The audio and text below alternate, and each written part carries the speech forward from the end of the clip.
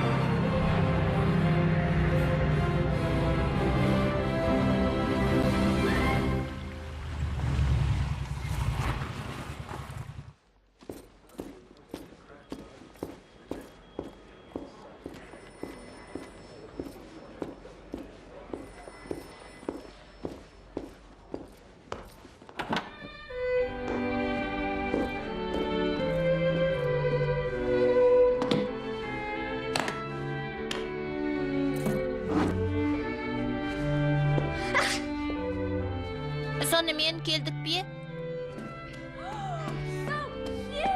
Әке, қараш, қандай сүйкімді. Қызым, оған тамақ берш. Қандай сүйкімді. Осында күт. Саған дәмді бутерброд әкеліп берейін. Алло, Хрущев мырза. Сыйлығыңызды алып қуанып қалдық. Қызыма өте ұнады. Құдайым-ай, Қытай вазасын сындырдау. Әй, осыларды түсініп болмайсың.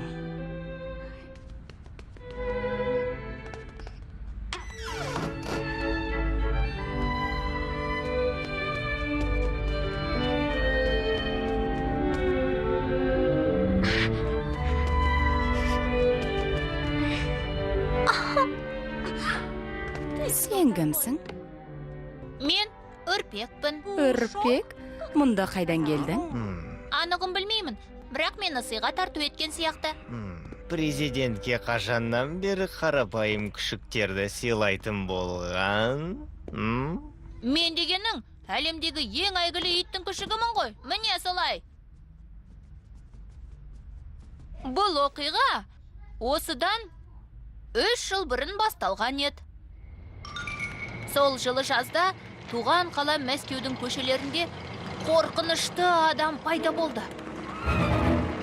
Иесіз қалған иттер жоғала бастады. Хей, үрпек бас, қорқып кеттің бе?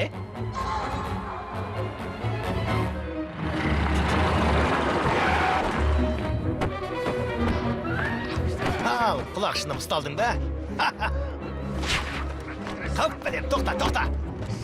Қарай көр. Кетпейсің. Өз сені ме?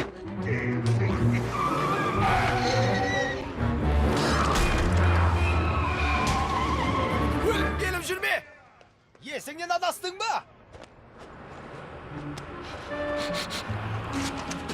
Бәрібір ірімшік дәмді ғой. О, таныс жағдай. Танысып қоялық. Вениамин, Мәскеу концерт залының қызметкері. Жаным ау, сіз сахна үшін туылғансыз. Мадай мүсілмен кеуде, бел, аяқтар. Маған ән салып беріңші, жалынам, әудесеңші, қане. Мен қарғамын, бұл ән төресі болады. Жаным ау, аузыңызды ән салуға кедергі болып тұрған не нәрсе? Түкіріп тастаңыз, тез арада түкіріңіз, дәл менің бетіме. Тоқта! Көмектесіңдер, Веня! Веня! Қапшып кетті. Бара жатырмын. Менсіз болмайды екен. Ай! Өйт! Қазір. Алыс екен. Өт! Көмектесіңдер! Өт! Көмектесіңдер! Қап, жүрегім айниды. Қап. Өйт! Өт!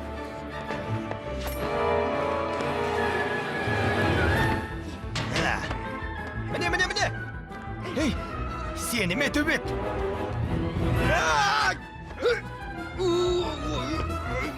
Ауыртты! Құтырған егеу құйрық! Не? Егеу құйрық дейме? Болды, жек-бе-жек! Тісімді тазалайын. Ай, езіп тастайым! Мені бөгемеңдер! Мен кек алам! Қап, бәлем! Екеуіңді жердің астынан болса да табамын! Сонда анаң көшедегі қаңғыбас ит болған ба? Жоға. Менің анам спортшы. Сүйкімді әртіс болған. Оның тіпті жеке бет әрлейтін бөлмесі болған.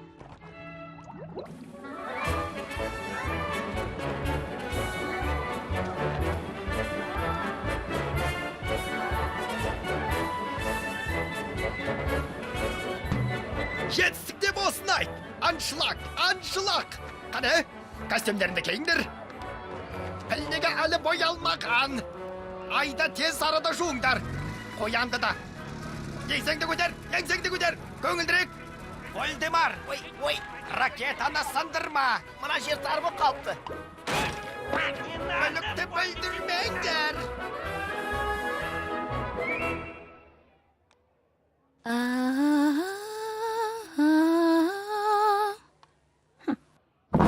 Белка, қараш. Мына шалбар мені толғытып көрсете ме? Әлде көрсетпей ме?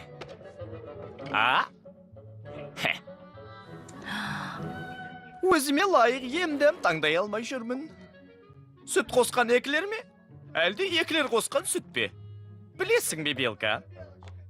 Мына тірліктің бәрі мені шаршатты. Вальдемар, шалбарың тар емес пе? Белла Раймондовна, қымбаттым, сағатқа қараңызшы. Қазір сіздің кезегіңіз. Мына бөлме мен үшін тым тар.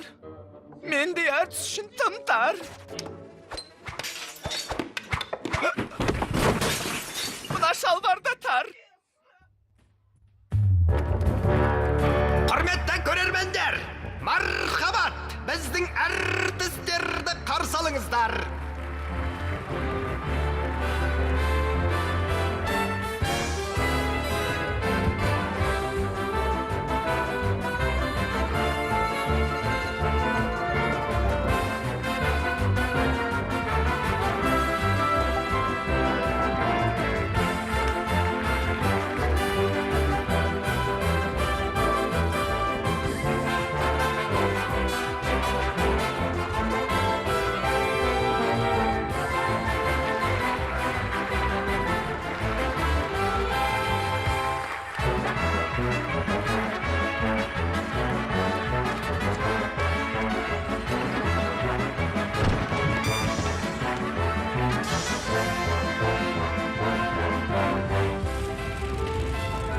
Белка, але, ауп!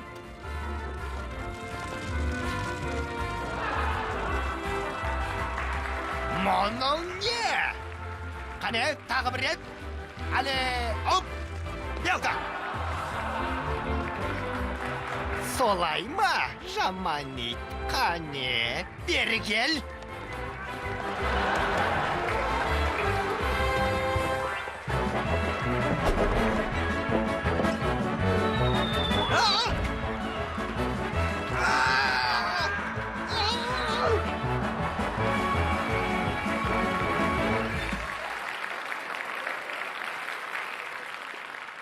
Көрермендерге бұл қойылым қатты ұнады. Бірақ ешқайсысы шын мәнінде анамның оттан қатты қорқатынын білмеді.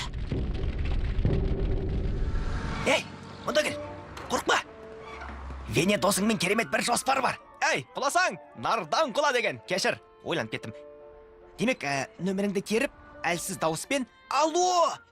Бұл жинақ кассасы ма?» дейсің. Веня, қайдағы телефон? Мен әлгі итпін ғой. Ой, өмірдің қиынын-ай. Мен өзі кіммен жүрмін? Ақмағым-ау, өзің ойлаш. Әрине, егер ойлан алсаң, телефоннан сені кім танып жатыр? Итсің бе, әлде ергежейлі енекесің бе? Бол. Ол телефон ғой.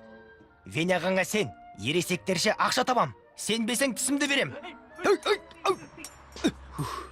Бірақ қазір емес. Ой. Қайдасың? Мен бұлай жұмыс істей алмайым. Жұмыс істейтін жан қалмады. Пу! Қап! Аяғым жетпейді. Не, мені кепте алып қалдың? Бала! Қандай бала? Қазір тартамын. Қазір сыйып кетемін. Алаң күтіп тұр.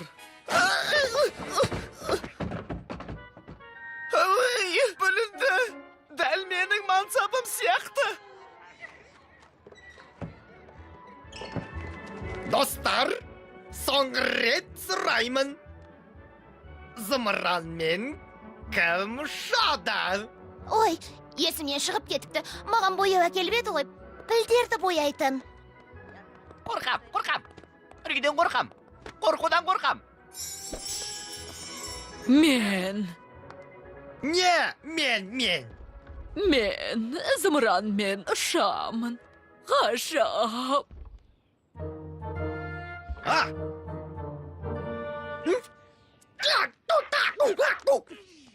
Тамаша! Карла, Воваға не болған? Ол ма? Ауырып қалды.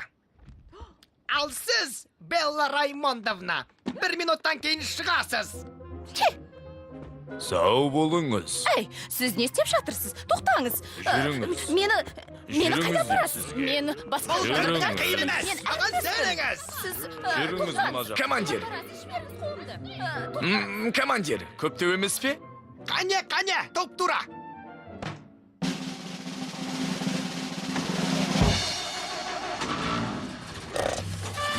Естеріңде болсын, сол жақ тежеуіш, оң жақ газ. Немесе керісінше, нетке тарды жастар.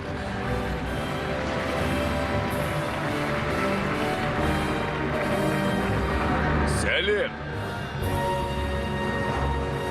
Дайын ба?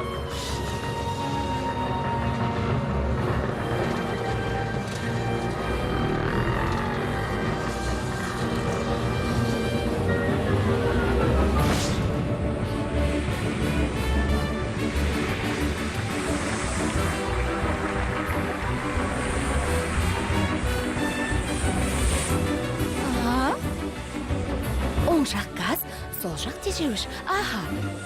Қане?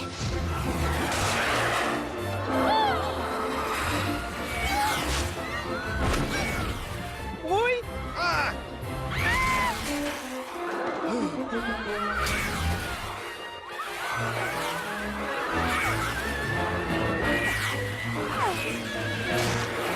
Я, көп болып кетті.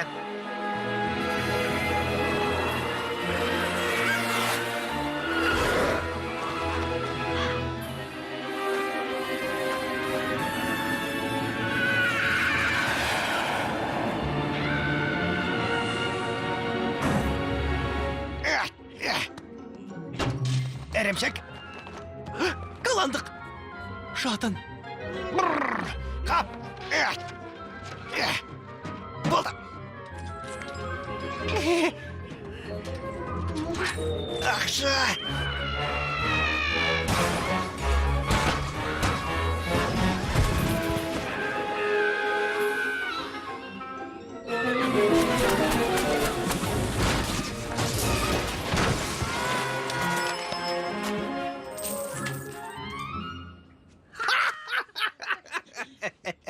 Жоқ болмайды, мен қазір өлем. Әй, кім бар деймін. Мені дәл қазір дәл осы жерде көзімді құртыңдаршы. Ешкім еш нәрсе көрмейтін болсын. 20, 30, 40, 50, 60, 70, 90.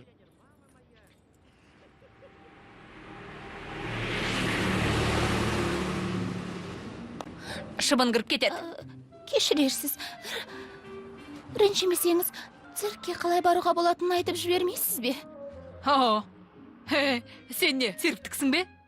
Үйретілгенмін де. Үреміз, екі жердегі 2, 4. Үф. То, не деген көргенсіздік? Не? Циркте ешкім бұлай дөрекі сөйлемейді. Құдайым-ау, бұл саған цирк емес. Сен менің құмсалғышымдасың, қарағым. Сенің қарағың емеспін мен. Мен белкамын. Сен тиін? Ал мен Мексика қос аяғымын. Ақыры тиін екенсің, жаңғақ бересің бе? Сіз онанда циркке келсеңші. Не? Жоқ, маған жақындамаңыз маған. Үстіңізде бүрге. Не? О, біз туралы айтып жатыр. Менде бірге бар дейсің бе? Жақындамаңыз маған. Кімде? Менде ме бірге? Анау бүргелер. Иә, менде біргелер бар. Ал сенде? Ал сенің қалтаң жыртылып қалыпты. Не? Қайда? Міне, мына жерде. Бүргелі. Міне саған. Бүргелі мысық. Мәссаған. Қыздар, не істеп тұрсыңдар? 37, 38 миллион 46 дейін. Бұл не төбелес? Мәссаған. Қыздар, Мәссаған. Ауланың тыныштығын бұзған бұл кімдер өзі? Жолдастар. Сіздерді мұнда қандай жел айдап келді? Біздің жерге. Мұнда жолмен келдім. Тіпті ұшып келдім десе болады. Басат. Ей, рұқсатсыз, біреудің аймағында жүр. Ендеше айыппұл төлейсіңдер. бізде түкте жоқ солай. Ал тапсам ше? Ау, Сен сөреден бәл шалсаңшы, шеге қосылған. өз әзіл қой. Милиция қайда? Жоқ, милиция шақырмаса да болады.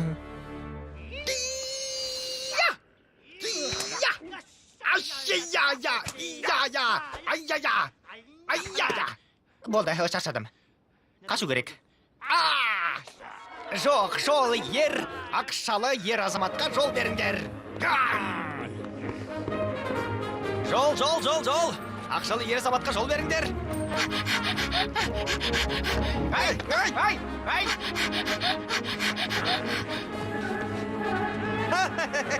Төңкер салаңа. Ленин Атай атындағы метрополитен. Мында.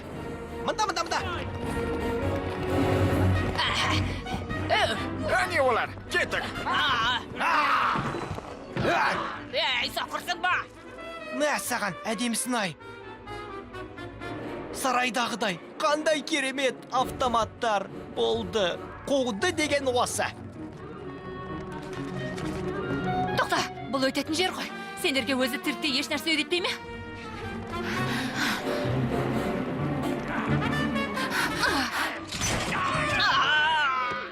Қыздар, көмекке келе жатырмын. Бара жатырмын, осындамын. Мәссаған!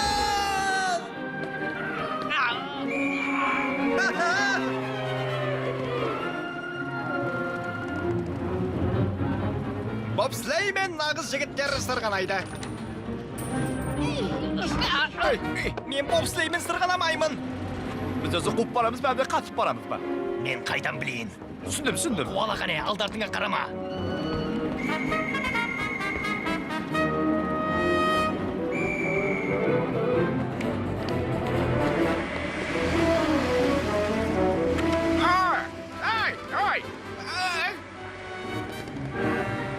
Аха, жүріңдер. Ой, түсті тазалау керек, кешіріңіз, бұл менікі.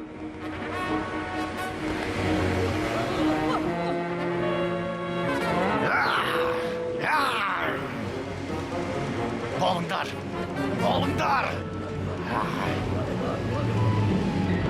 Қыздар, мұнда. Соңымнан еріңдер. Қарекей, желмен жарысайық. Қане, жүгірейік, қане.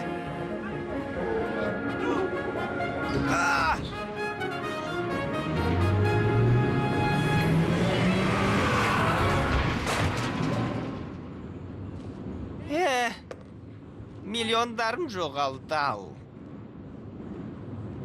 Ақшаның керегі не? Аңқаумай. Не керегі бар дейді ғой? Ақша деген жақсы ғой. Ақшасы мен кіммін? Кәдімгі сұр үйге құйрықпын.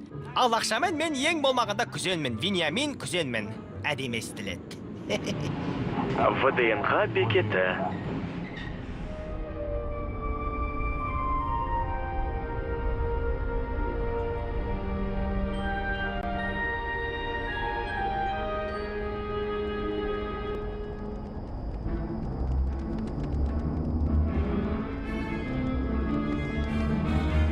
Біз қайдамыз? Мынау не?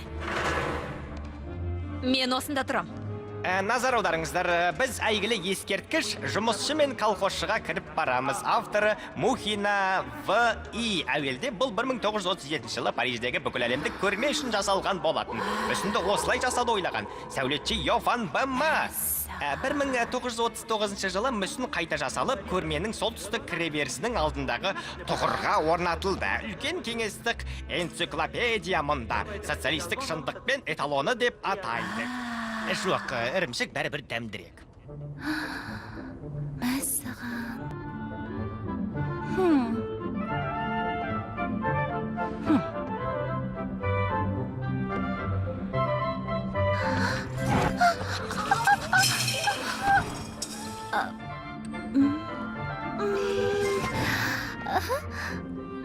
Қайтеді өзі?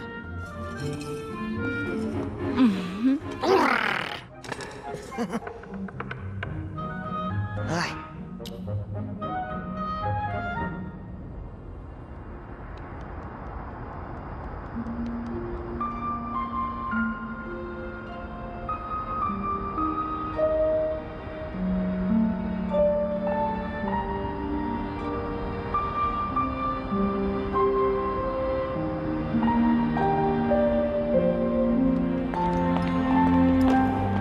Міне стрелка.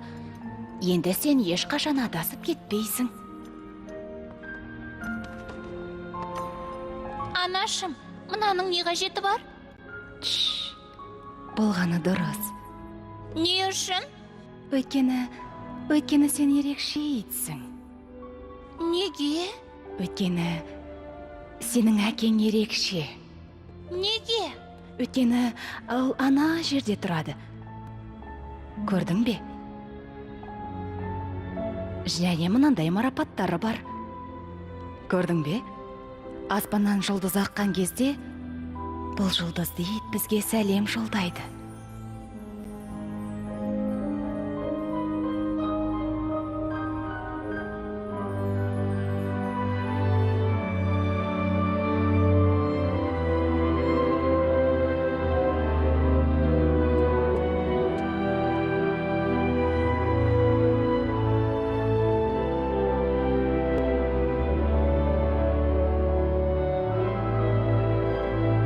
Тыңдаш. Сен өзі қайдан топ ете қалдың, а? Сонымен, не? Я, сенің жұлдыздарға еш қатысың жоқ, я? Негізі, мен өзім жұлдызбын. Рас па? Ал ол жақта менің әкемді көрмедің бе? Қайда? Циркте ме? Білмеймін. Енді ол жаққа қалай баратынымды білмеймін. Сенің әкең қандай еді? Жарқыраған. Ха?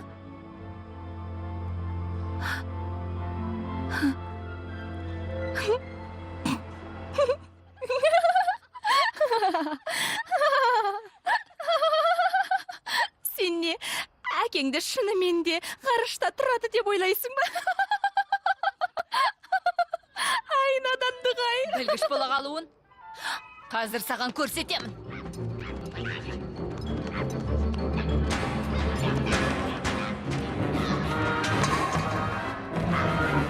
Тағы да басталды ма? Көфемді төгіп алдым. Уф, сені жоғалтып ала жаздадым ғой. Алтыным суыл. Аулақ кет одан. Ол бүгін телефонға соғылып қалған. Қайтесің енді оны? Болды, қыздар. Қойыңдар дейм. Мен Ұйықтаңдар. жібер. Неге бұйырып тұрсың? Бұл не қылған бұйрық? Не? Мен енді жігіт емеспін бе? Неменеге жетісіп күліп тұрсыңдар, а? Пу! Ай. Тісім орнында, енді ұйықтайын.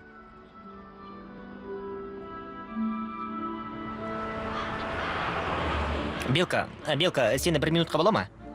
Сенің көздерің үлкен, сондай әдемі екен. Артқа аяғымен қалай жүре аласың? Керемет, сонымен осылай жинақ кассасына кіріп, майысып тұрып сұрайсың. Бүгін таңғы асқа не? Мүмкін қоқысты қопарамыз, а? Не? Қазір ғана бірдеңе дедің? Қазір осы өзің не айтқаныңды түсіндің бе? Бұл не деген масқара? Маған шығармашылық тұлғаға осындай ұсыныс айтып. Ей, кім бар? Қайсың бар? Жігітім, дәл осында. Дәл қазір менің көзімді құртып жіберші. Несіне қиналам? Бұл о дүние ме? О, тоқаш. Өте дәмді. Қазір. Ханым, сіздің кезегіңіз. Оля. Қараш, ол не істеп жатыр? Ол не деген, мұның қалай істеп жатыр өзі? Мұндайды бұрын соңды көрмеп едім. Мен көрмедім. Болды, назарларыңыз үшін рахмет. Келесі кездескенше үзіліс.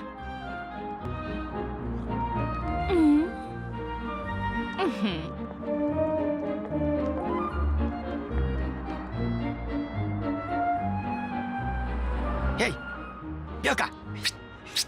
Ей, сен ме? Сонымен. Ұсталдыңдар ма? Тыныш! Тиіспеңдер! Жібер деймін.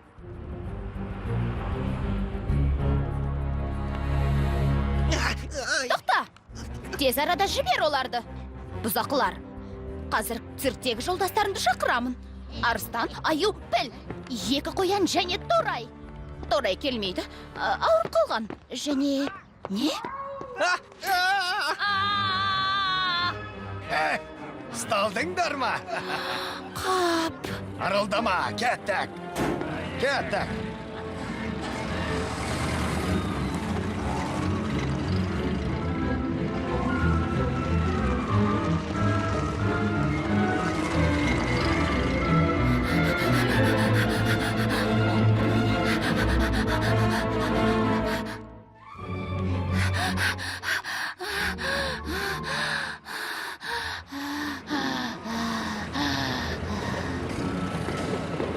Әне, қарашы.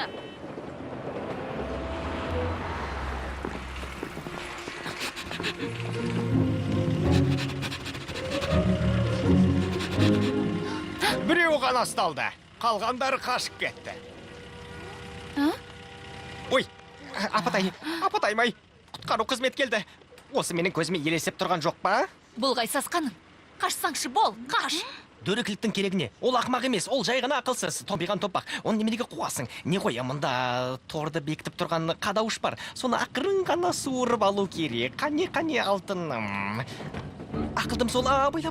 Аға, міне. Байла.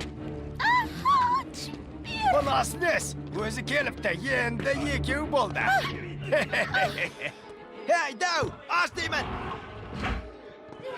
Жігіттерше сөйлесеміз.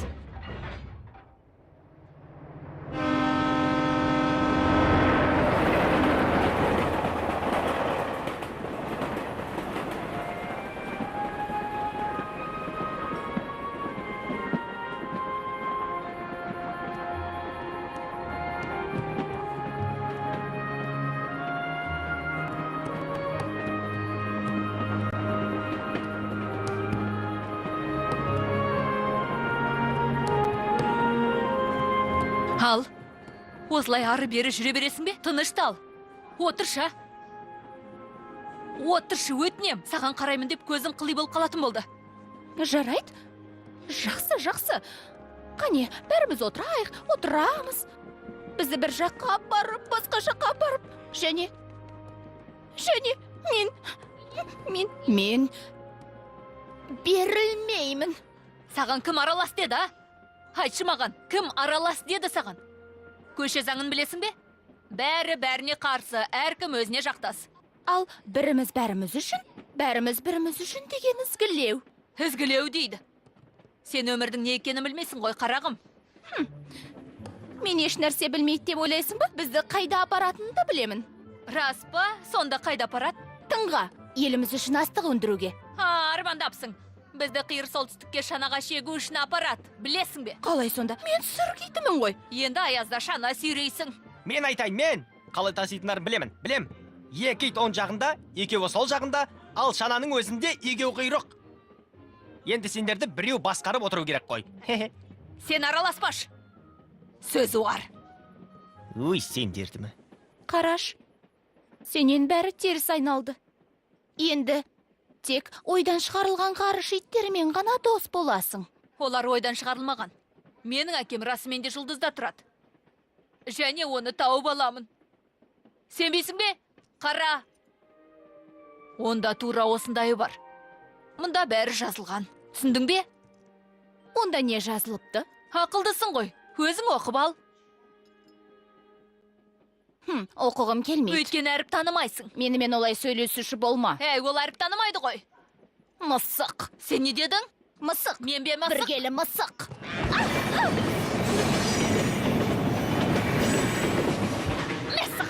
Қыздар, қойыңдар деймін, тағы басталды ма? Жақсы, тыныш. Қойыңдар деймін.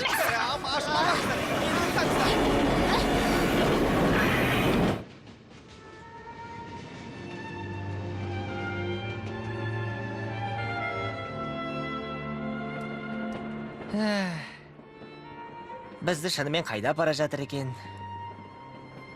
Қайда?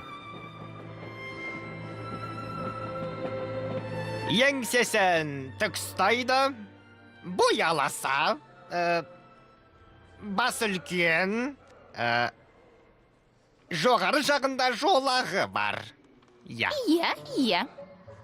Ал көзі әлпілік жасыл ақық сияқты. Ажап. Дауысы сондай жағымда. Тенор. Реңі жай, қарапайым. Ол тағы жақсы жолдас болған. Аяқтары ірі, мықты, арқасы түзу, жоғары нүктесі 8 көзге жаласқан. Болды. Міне қараңдар. Бұл не? Авангард па? Ит жоғалды. Сіз не қалап едіңіз? Менің қолдарым аяқ сияқты ғой. Айнытпай салыпты.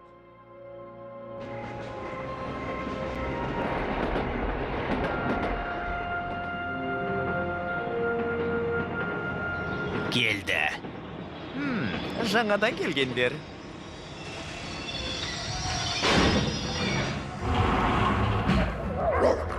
Бер қараңдар. Жүріңдер мұнда. Соңымнан еріңдер. Мұнда келді, жігіттер. Ал қалмаңдар.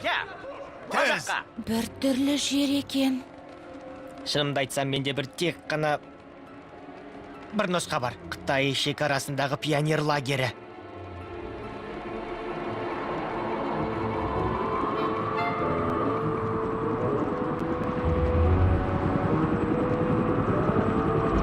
Кетуім керек. Жарты сағаттан соң пойыз, сау болыңдар. Амал қанша Мәскеуге. Астана күтіп тұр.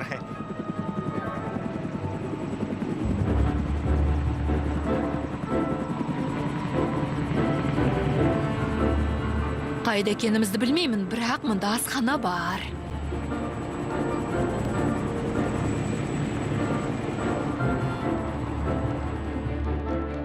Тыңдаңыздар, жолдастар, сіздерде кім бастық? Оны не қылайын деп едің? О, қуаныштымын. Түсінесіз бе? Айтайын дегенім, бізді қателесіп алып келді. Иә, әлгі телефон дүңгіршегі ше, ол өзі құлап қалды. Рас айтамын.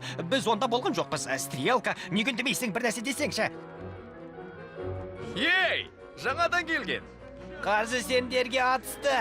Ысқырық пен таяқта болады. Бұл енді дөрекілік. Ой, ой, ой, ой. Қызығым кетті. Ой, ой. Бізді қуып жатыр. Қалай мүмкін емес, бізге 2 апта бұрын ескерту керек еді ғой.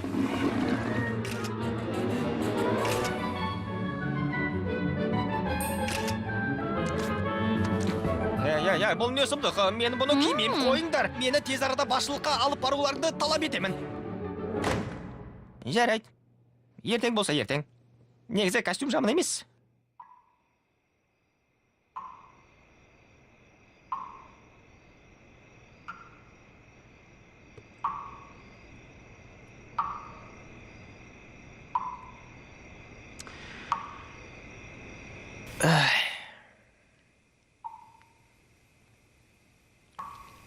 Ал егер...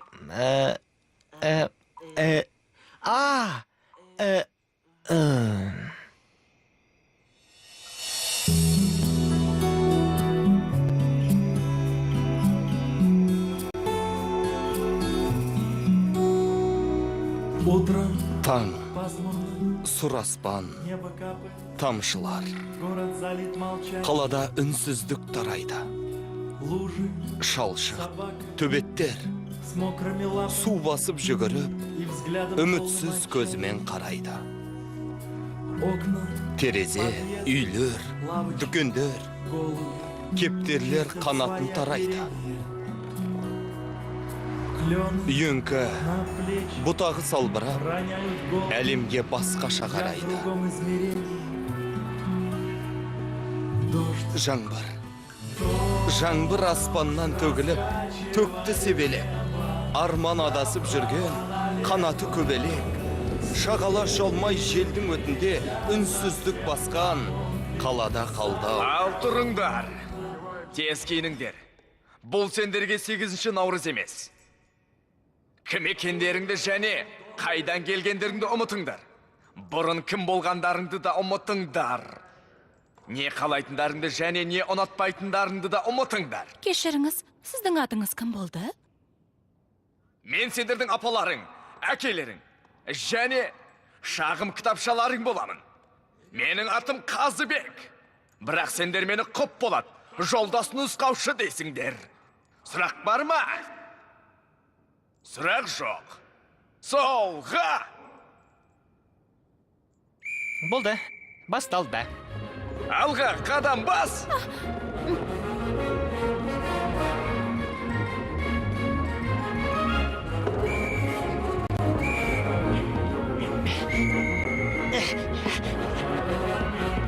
Саптағы қозғалысты бұзба. Жылдамырақ. Бір. Әй, мыналарың серуендеп жүрген қыздар сияқты жүреді ғой. Біз енді қыздар емеспіз бе? Әңгімені доғар. Сендерше, әрқайсыңа жеке шақырту керек пе? Дұрыстап тыныс аламыз. Құйрықты баспаймыз.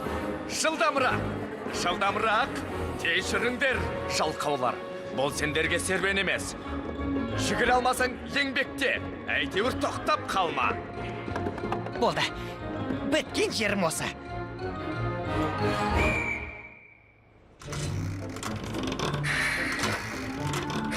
Ой, түйіршік. Түйіршіктерді шек көремін. Берді ме? Ал, Тепті ме? Қаш. Меніңше, олар бізді әдейі тамақтандырып жатыр. Неге? Сендерді білмейм, мен енді ем-дәм ұстанамын.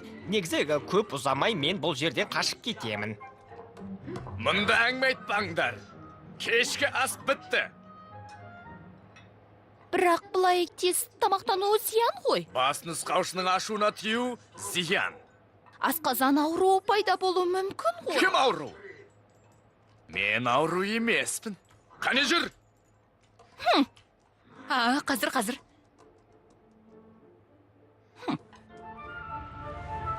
Оны ешқашан таба алмаймыз. Ешқашан. Қайдағыны айтпашы. Қайтсек те досымызды табу керекпіз. Ақтый! Бәріне кінәлі мына мен.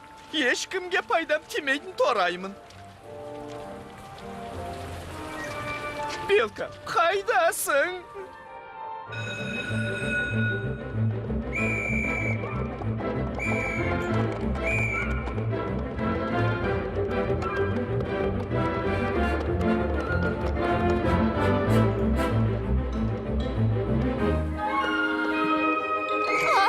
Ай! Не істеп жатырсыз? Тексеріп тұрмын. Жоқ, керек емес. Керек емес. Мен жұлдызбын ғой, жұлдызбын.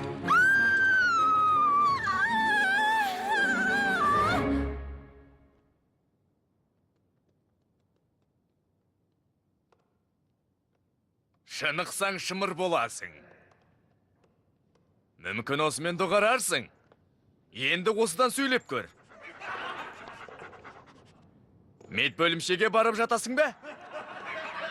8 наурызда жатармын. Сіз мені жақсы білмейсіз. Жолдас нұсқаушы.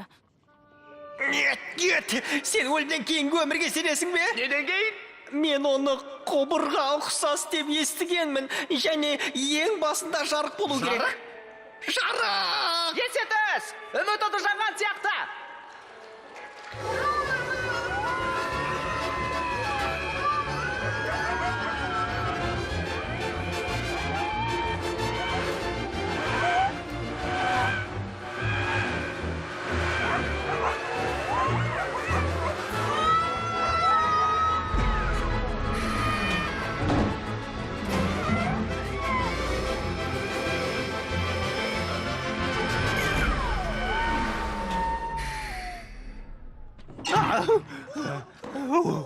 Масқара.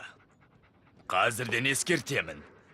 Бізге бұлай ұятқа қалуға болмайды. Жарты сағат демалыс.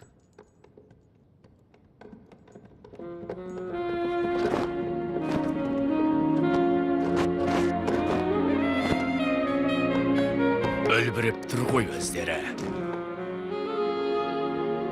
Тағы ғарышқа ұшам дейді. Сіз ғарыш дедіңіз бе? Зымыранмен бе?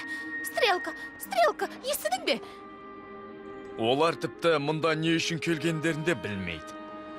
Ал халық қаһарманы мына қыздармен әуре болып жүр. Біз дегенің, біз әйгілі боламыз. Менің цирктегі жолдастарым бізді теледидардан көреді. Мен ғарышқа барғым келмейді, биіктіктен қорқам. Әке, Ол жақ тас қараңғы, демалатын ауа жоқ. әке, мен әкемді көрем. Мен неге ешкім тыңдамайды? Мені табады, олар міндетті түрде мені табады. Сонымен бұлай. Ғарышты ұмыттыңдар, әсіресе сен. Жұлды жайлы армандама. Мұны жеке өзім қолға аламын. Тұрыңдар, жалқаулар, жұмысқа кірісіңдер. Сен... Не ғой, маған жақын жүрмеш. Басшылық саған шағымданып жатыр, бұл жаман ғой. Ал маған ғарышқа ұшу ауадай қажет.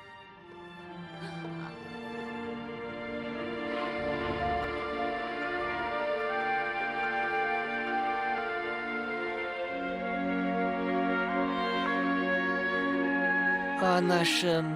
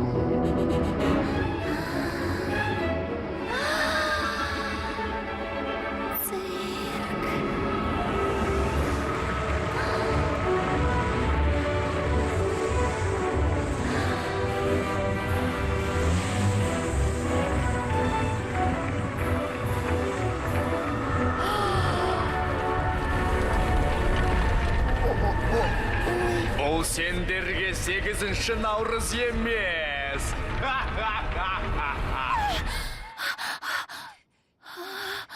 Ой, 3 мамыр 1960 жыл.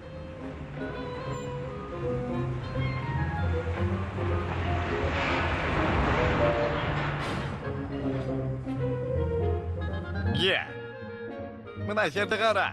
Оңтүстікті теңіз бен жемісті уәде берген еді. Моля, ашуға тимеші. Түсіндім, жалғастырмайық қой.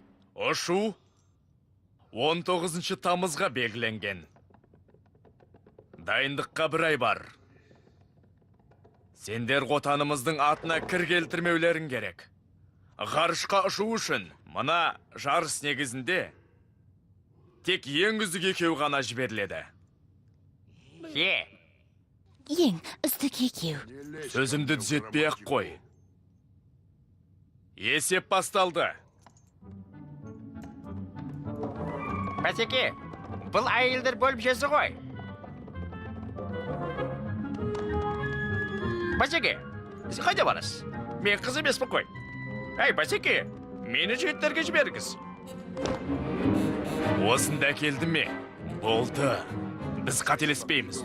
Түсінікті ме? Түсіндім. Сонда неге ашуланасыз?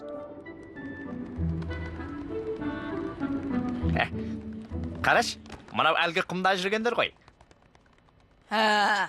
Ескі достар, мұнда қайдан жүрсіңдер, а? Әрқайсымызды еңбегімізге қарап алды. Ғарышқа кім көрінгенді апармайды. Ғарышқа? Шынымен де ме? Боля, естідің бе? Онда не қызық бар дейсің? Менің өзім шалпан жұлдыздаймын. О не дегенің? Бұл рақымшылық қой. Бәрі шешілді. Ерте желіткерлік, астак төк, тамақ. Солай ма?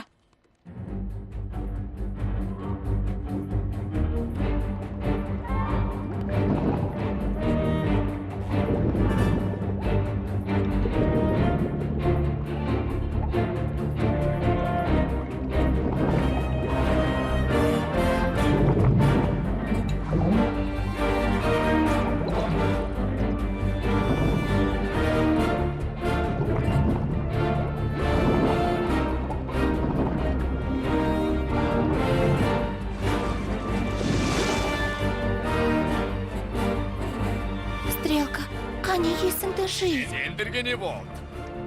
Шаршап қалдыңдар ма? Уайымдамаңыз, жолдас нұсқаушы. Шынысқа шымыр боласың. Маған неге көмектесіп жүрсің? Өйткені тек осылай ғана оларды жеңеміз. Әй, осының бәрі маған ұнамайды-ау. Жоқ, қашу керек. Біздің мақсатымыз мақсатқа жету. Е, Және бәрінен құтылу. үйлеріне табандарын жалтыратсын.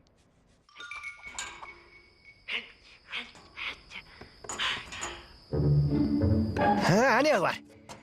Еркіндік періштелері. Бостандыққа шығамын, ақырын ғана қашамын.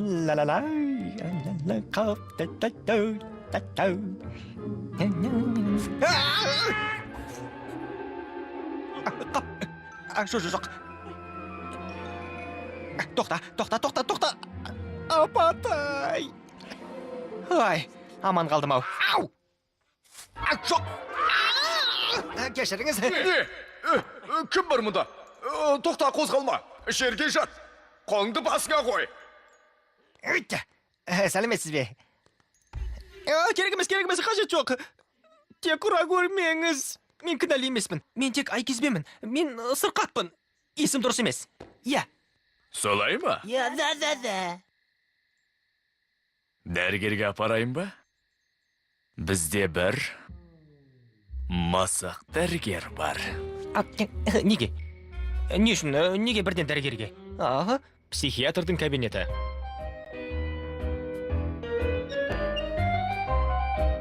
Ер адам. Форма киген азамат.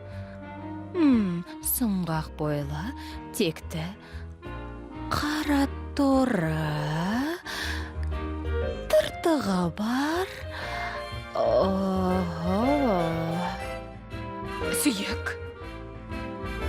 Сүйек. шеміршек. Бойым сәйкес болмаса не болады екен? Есесіне, көздерім әдемі. Одан менің ауыр балалық шағымды көруге болады. Қараш өзің, мен қызға ұқсаймын ба? Түсіндім. Мен егеу құйрық емеспін, мен қабаған итпін, бірақ кішкентаймын. Ей, дәрігер, абайласаңызшы, негізі бар ғой, қабаған иттер кекшіл болады. Біз негізі неғұрлым кішкентай болсақ, соғұрлым кекшілміз. Сіз өте дұрыс айтасыз. Мен шынымен де ғарышқа барғым келеді. Қатты барғым келеді.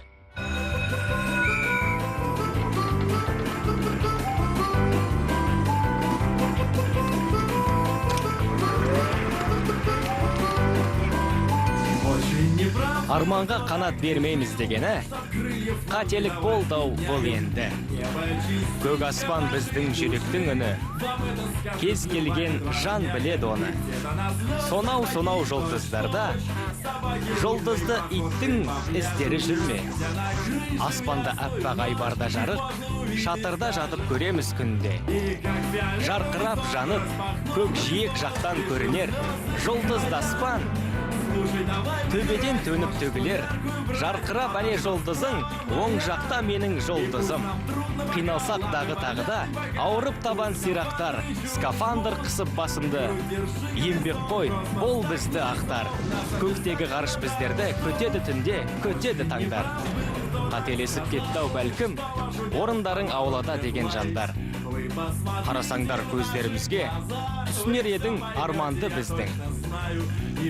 Күн болсын бәлки түн болсын мейлі, үмітсіз жанмен араңды үзгін. Ғарышқа ұшып қол бұлғап, шатырда жүрген жандарға. Қиналсақ дағы тағыда, ауырып табан сирақтар, скафандр қысып басымды. Еңбек қой, ол бізді ақтар.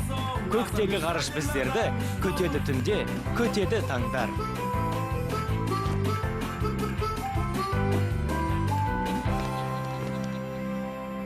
Бізге көмектесіңдер, кім барау? Бізді түсіріңдер, көмектесіңдер. Бұдан әрі шыдай алмаймын. Біз жеңе алмаймыз. Болды, үзіліс. Түй, қап сені ме? Сонда не? Өмір бақи шөл кезіп жүреміз бе? Айналаның бәрі тәрбиесіз. Дөрекі, тура ит сияқты. Бұл өзі кім қыңсылап тұрған?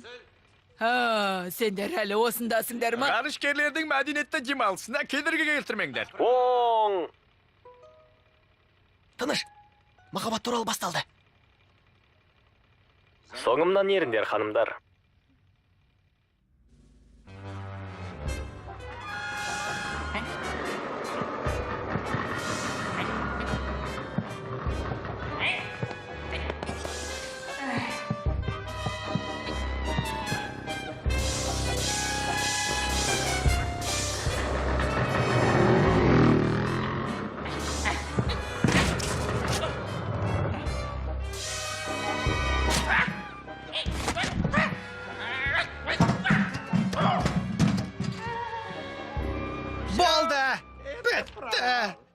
Түзу тұр, білмегендерге айтайын.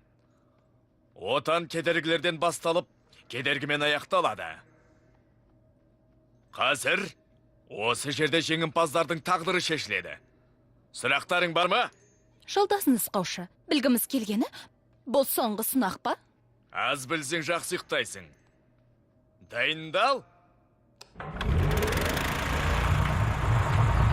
Барымызды салуымыз керек. Дайындал. Алға! Әмген бірінші. 3-4. Шаршап қалдым. Ей, жолдан тұр. Кет, берлай.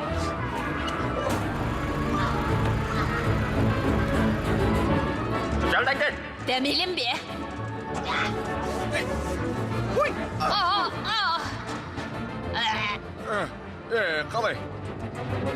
Тоқта! Тек бізден кейін. Көшбасшыларға сәлем. Қошпал. Мені жеңе алмайсыңдар, бұзақылар.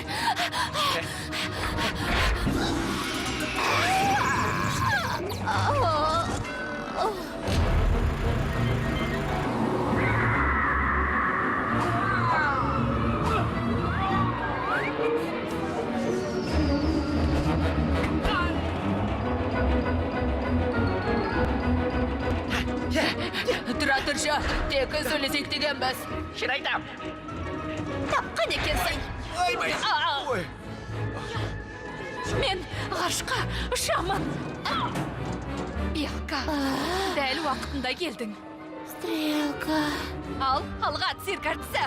Стрелка, кеттік, тездет. Қане.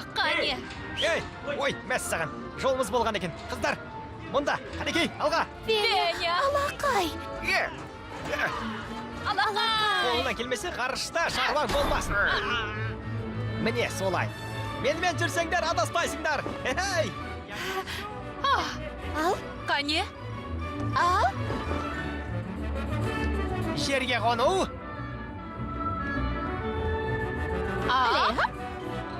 Рекорд орнатты. Алақай. Алға.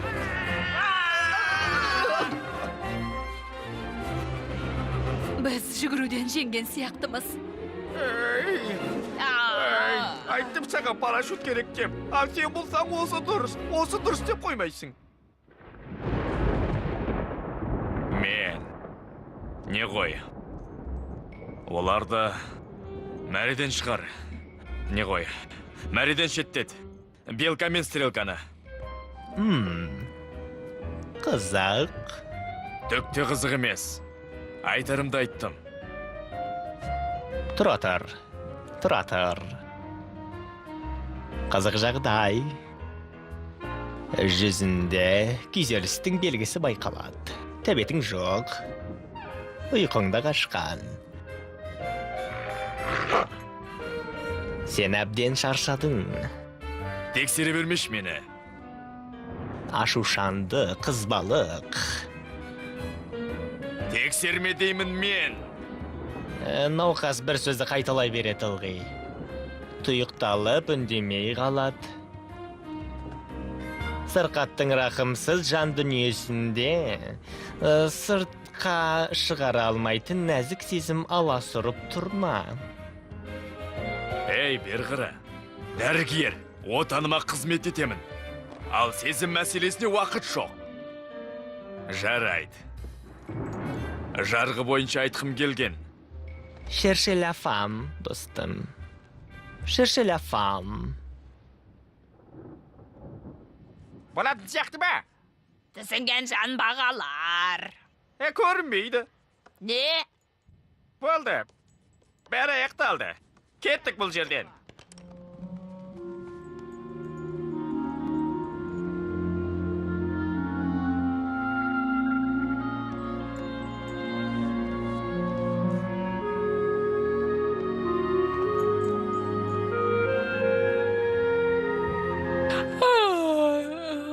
Еңбегі сіңген курсанттардың мәзірін түрлендір деп аспазға айту керек еді. Жаңадан келген жоқпыз ғой. Неге ұйықтамай жатырсың? Ол қоршаудан секіріп кетпейтін шығар. Қазбек, бәрін істей алады. Ол Мұхтардың өзін жаттықтырған. Қазбек жоқ. Тіпті жеңісімізбен де құттықтамады. Ғайып болды. Қызық. Оның несі қызық? Бізді көре алмайды. Оның өзін ғарышқа жібермейді ғой. Тұқымы басқа.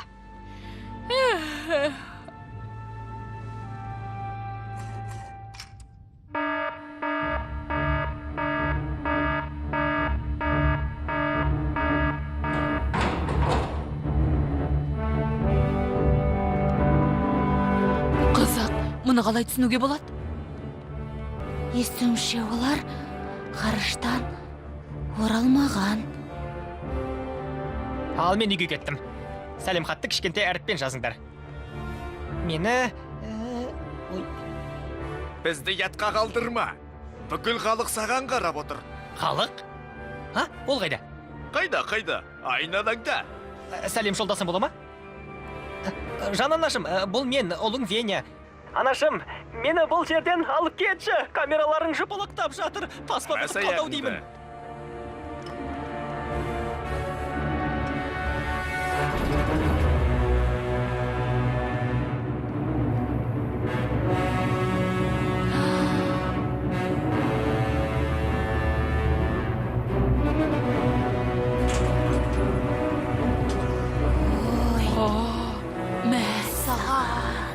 Мен биіктен қорқамын. Қорқынышты. Ғажап. Қош болыңдар, достарым. Мені ұмытпаңдар.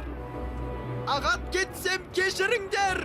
Жер ана өз балаларыңды бағаламайсың ау. Мәссаған. Мәссаған, зымыран, нағыз өзі. Ау. Ту. Қатысымнен айырылып қала жаздадым. Енсіз кеткілерің келді ме? Кілтті дайында. Бірінші тарту. Бірінші тартылды.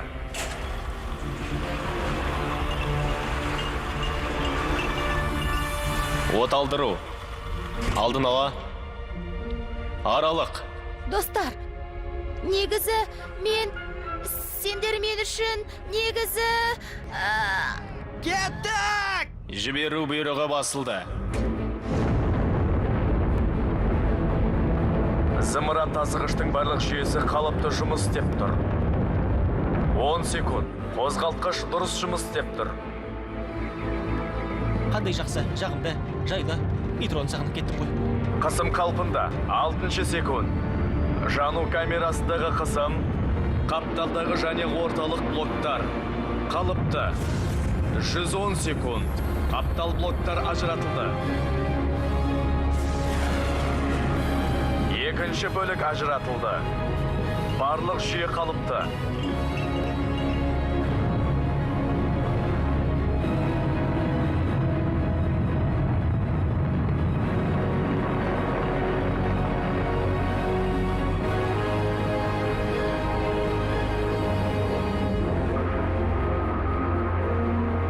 Ұшу бағыты ойдағыдай.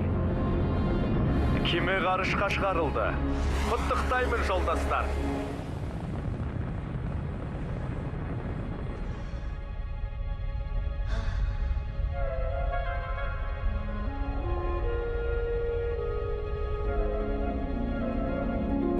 Ой. Метродан да керемет. Ұшып барамын. Ұшып, егеу құйрықтар ұшады. Егеу құйрықтар ұшады, алақай. Қараш, керемет деп осынай. Спутник 5 кемесінің экипажы. Ашық ғарышқа шығуға дайындалыңдар. Міне керемет.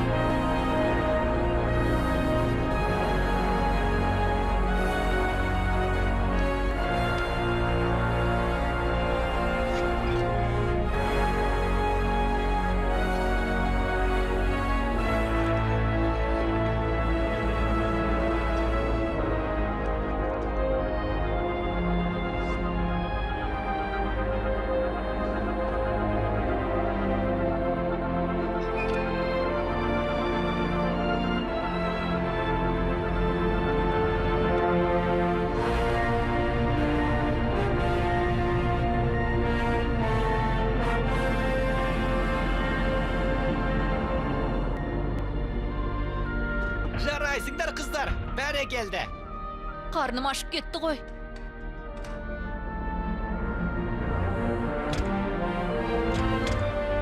Ту сыртымызда бір нәрсе тартылдатып жатыр.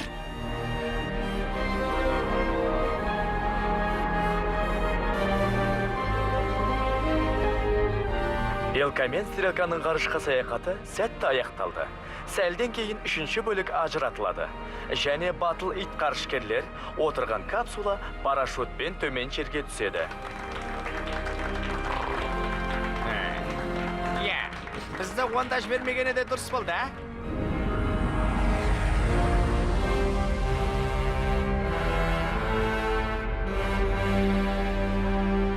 Әкемді көремін. Қараңдар. Қараңдар. Тағы қиялдап кеттің бе? Кеме экипажы Спутник 5. Қонуға дайындал. Сендер не десеңдер о деңдер, менің ғарышқа шығуым керек. Стрелка, мұның не? Ей! Тоқта! Авиапилотты сындырасың, ей! Стрелка!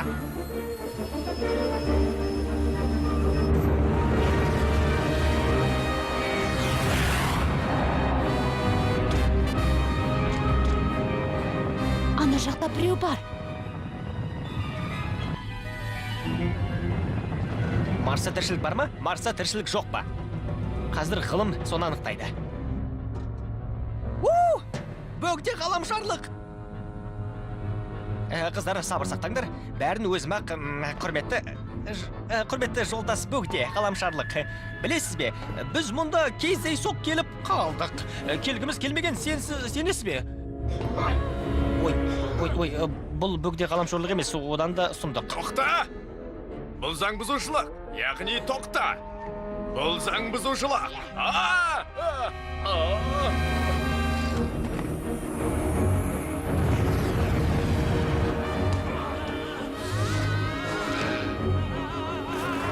Ең болмаса бір рет жүрек талмасын алмай ғарышқа ұшуға болмас па еді?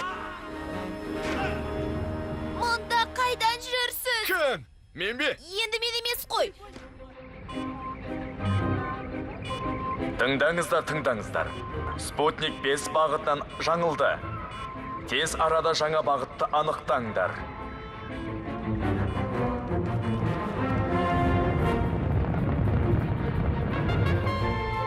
Мәсіғын, мұнасы нес?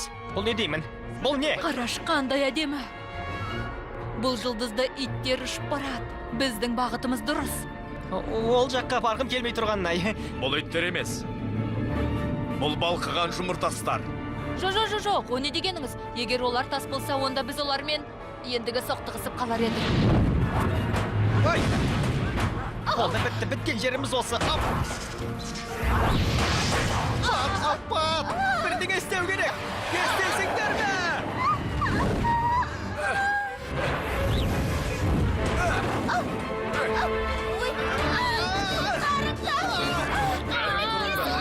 Яғын салбырақтар.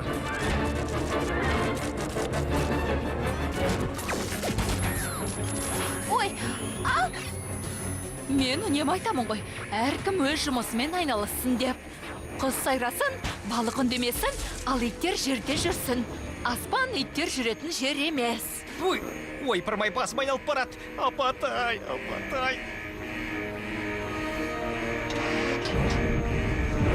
Және еш нәрсеге тиіспеу керек. Менің бұған қатысым Ара, жанып жоқ. жатыр, ит. Сендерді айтпаймын. жинақсаң шамыр баласың, жинақсаң шамыр баласың, жинақсаң шамыр баласың, жинақсаң шамыр баласың.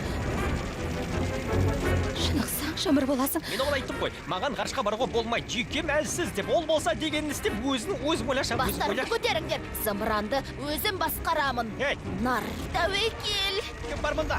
Ең алдымен әйелдер мен балаларды құтқарыңдар. Өртті өзіміз сөндіреміз.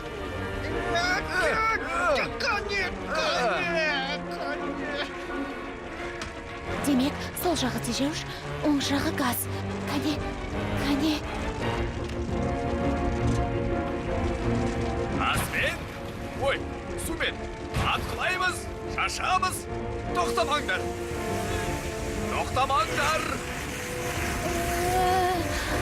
Махаббат деген бар екен, жүрегімде менің де бұрламын.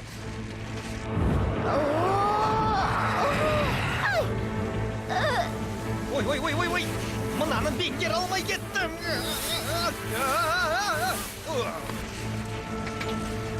Тоқтамаңдар.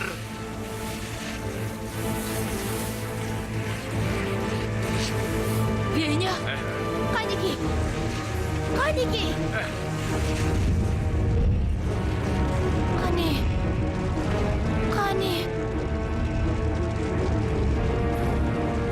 Енді кішкене, Қанеки.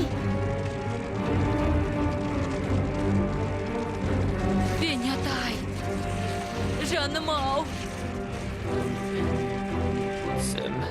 Сім орында, Белка, жолдасыңыз қаушы.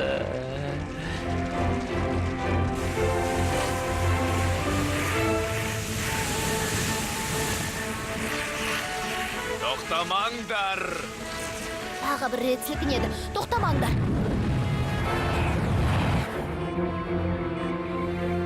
Аспаптардың көрсеткіші. Ас контейнерінің тез босып жатқанын көрсетіп тұр. Немене? Олар барлық ас пасталарын жеп қойыпты. Дәмді ас ғарышта да дәмді. Қатып кетті. Ас сұлуым.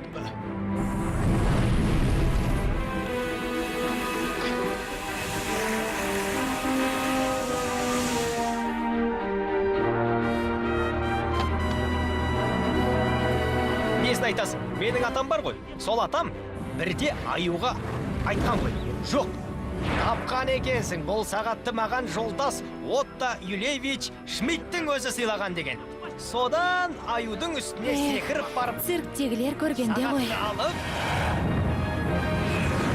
Спутник 5 метеорит жауыны аймағынан кетті.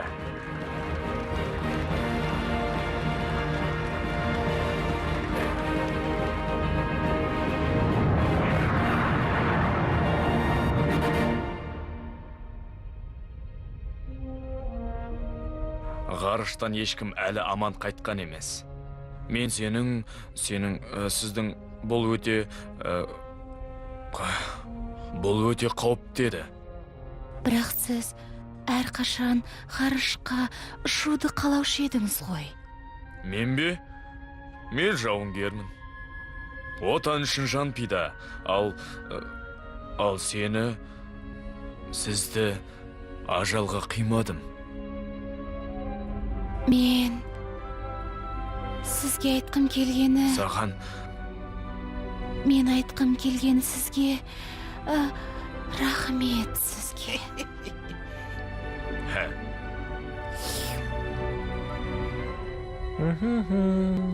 Қарамасаңшы.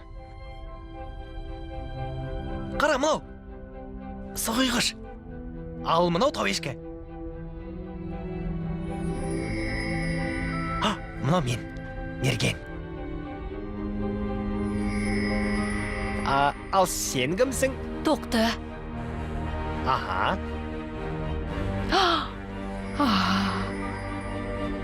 Мен жұлдызнама бойынша бикешпін. Ал сіз? Сен жұлдызнамаға сенесің бе? Ал егіздер қайда? Дәл өзі, егіздер.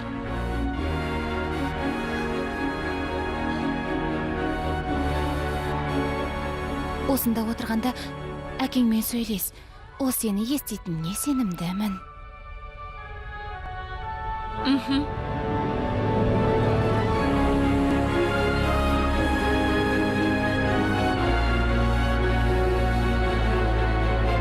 Әке.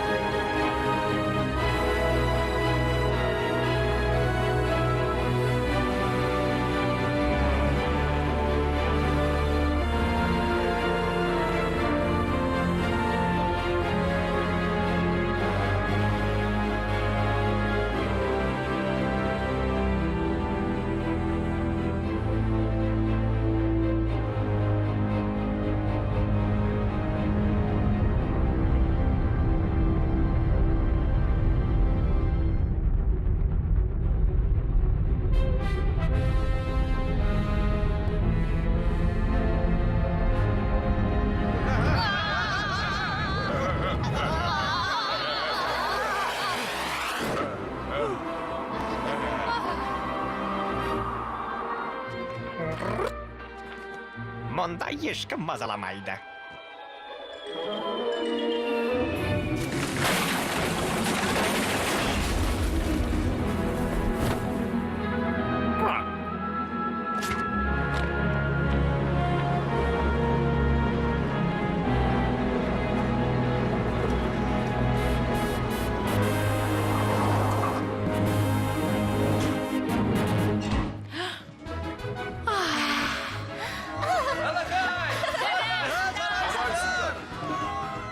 Мен ше.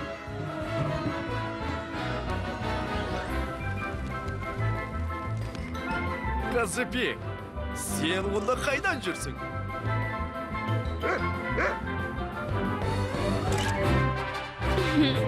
Менде ғарышқа ұштым. Менде ғарышқа ұштым. Осында отыруымыз керек. Жұмысымыз сондай.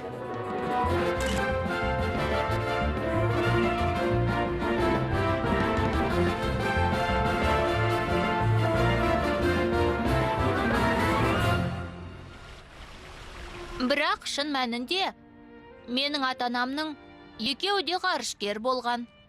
Қойшы, бос сөз. Ғарыштағы иттер, метеорит, жаңбыры жарайды, оны қойш.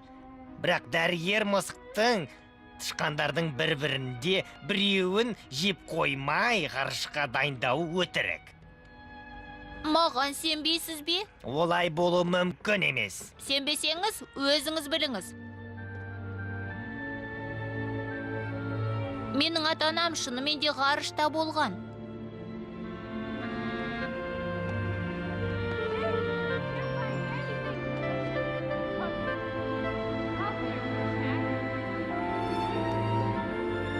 Сонымен, ары қарай не болды? Ал енді сен біздің ғарышкерімізсің. Тілшілерге өзі бір нәрсе десін. Белка, кәне.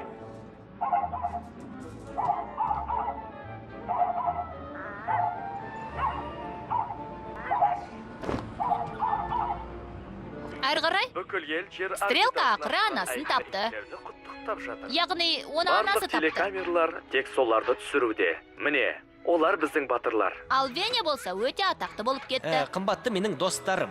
Айтқым келгені, Енді ол қиын жасөспірімдерге дәріс оқиды. өз қорқынышыңмен күреспесең, оның несі ерлік?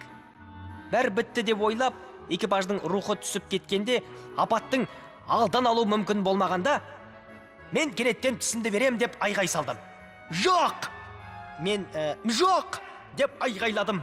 Біз ораламыз дедім. Біз отанымыздың алдында қарыздармыз сол үшін ораламыз дедім. Олар бізден көз алмай, әр сәтімізді бақылап отыр. Біз оларға жұлдыздар туралы айту үшін ораламыз, енді осылай дедім. Рахмет, бәріңе рахмет. Қолтаңба беруге уақытым жоқ. Дәріс хайуанаттар бағында. Жоғары қараңдар, достар.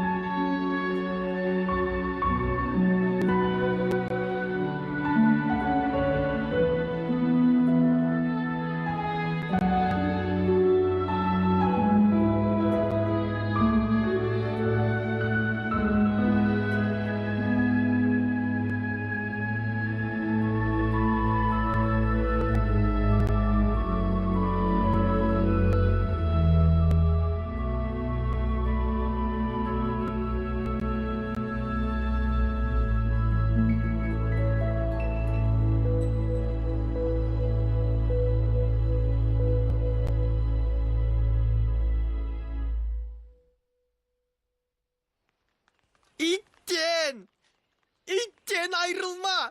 Иттен айрылма дедім ғой саған! Бәрібір дәмседі ғой. Бір ат жалман табылса екен. Мен саған енді ат жалманды қайдан табам? Өзің. Борсық тауып берші маған! Борсық керек!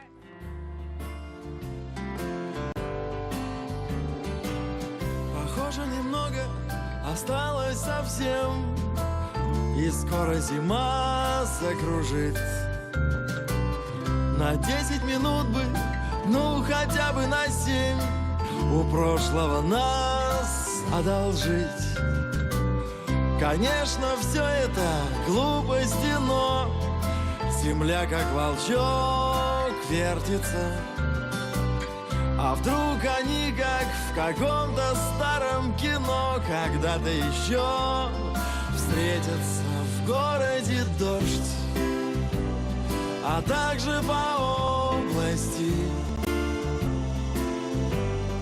В городе дождь, холодный циклон встречай. Ты не придешь, я знаю, меня спасти. Ты не придешь, однажды сказав прощай.